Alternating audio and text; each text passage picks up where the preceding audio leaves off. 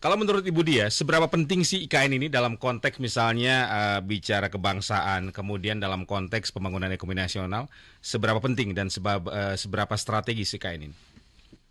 Apabila melihat dari historical dulu bahwasanya wacana tentang IKN ini kan bukan hanya di Presiden Jokowi ya, bahkan dari Presiden Soekarno sudah mencanangkan mengenai pemindahan ibu kota yang waktu itu sekitar di Palangkaraya, kemudian Pak Soeharto tahun 97 juga mengeluarkan regulasi berkaitan dengan kepindahan ke Jonggol. Mm-mm. Kemudian Pak B.J. Habibie sempat juga mengeluarkan wacana mengenai perpindahan ke Sidrap kalau nggak salah di Mm. Sulawesi. Meskipun zaman Gus Dur dan zaman Bu Mega belum sempat mungkin karena waktu yang tidak sempat. Dan terakhir Pak SBY juga membuat dua opsi tentang pemindahan ibu kota.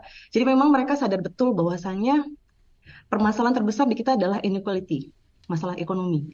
Ketika ketimpangan antara daerah satu dengan daerah yang lain, kalau kita melihat bahwasanya di Pulau Jawa sendiri itu menguasai 58,6% perekonomian, compare to all province atau all island di Indonesia. Bisa dilihat juga bahkan beberapa data di 2019 menyatakan pusat perdagangan di Jawa itu 65%, Mm. pusat jasa 91%. Jadi untuk membuat inequality itu memang butuh kebijakan yang besar dan fundamental. Mm. Dan itu disadari bukan hanya dalam pemerintahan Pak Jokowi ya, tapi juga dari awal pendirian negara ini memang konsep-konsep mengenai ini juga sudah lahir dan sudah muncul.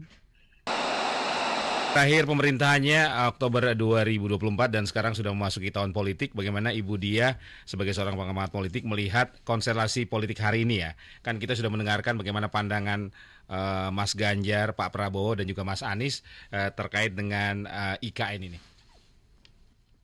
Sebenarnya kalau melihat dalam keseluruhan pembangunan tidak ada yang pragmatis ya. Mungkin seperti kita lihat pembangunan LRT yang kita punya, MRT dan lain-lain. Itu sebenarnya kan bisa dibangun pada zaman Soekarno bahkan pada zaman Soeharto.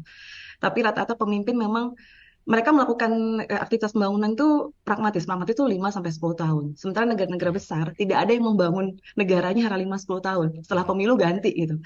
Hampir semua negara sebut Cina atau negara-negara besar lainnya gitu ya, mereka membangun dalam jangka waktu 25, 40, 50 bahkan 100 tahun. Jadi, siapapun pemerintahnya, siapapun presidennya, itu seharusnya mengikuti sistem yang ada. Karena kalau kita lihat di Indonesia, ini cukup menarik. Setiap presiden ganti, biasanya blueprintnya ganti. Ya, Padahal blueprint dibikin 25 tahun. ya. Jadi ketika blueprint ganti, semua yang ada jadi waste gitu ya. Jadi Mm. waste. Jadi memang harus dibangun suatu sistem bahwa tidak ada pembangunan negara itu yang lengnya seumur pemilu gitu. 5 atau 10 tahun maksimal. Oke. Pasti membutuhkan 25, 50 jangka panjang.